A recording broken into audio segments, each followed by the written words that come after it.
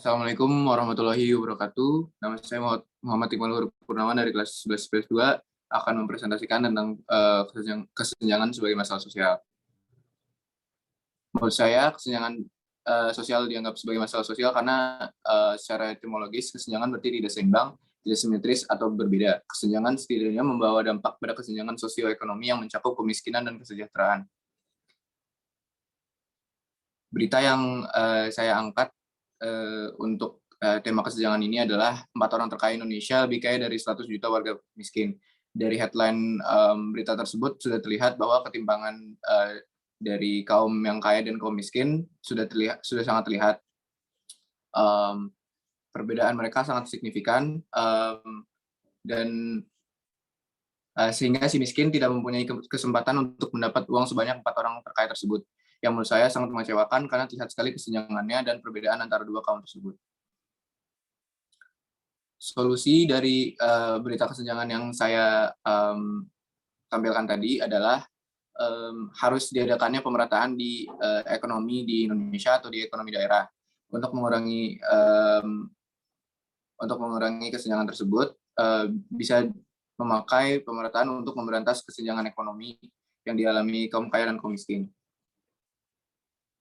Tugas ketiga, stereotip adalah pemberian sifat tertentu secara subjektif terhadap seseorang berdasarkan kategori kelompoknya. Stereotip juga salah satu prasangka antar ras berdasarkan kategori ras, jenis kelamin, kebangsaan, dan tampilan komunikasi, verbal maupun non-verbal. Contoh ya, berita yang saya angkat adalah 6 wanita yang dobrak stereotip, kapten bola hingga direktur konstruksi, di mana jarang sekali wanita yang bekerja di sektor seperti itu. Lalu yang kedua adalah marginalisasi, yaitu proses peminggiran kelompok-kelompok tertentu dengan lembaga sosial utama, seperti struktur ekonomi, pendidikan, dan lembaga sosial ekonomi lainnya. Biasanya semakin besar perbedaan antar kelompok, semakin mudah bagi penduduk dominan untuk menyingkirkan kaum yang lainnya. Berita yang saya angkat adalah Muslim Uighur yang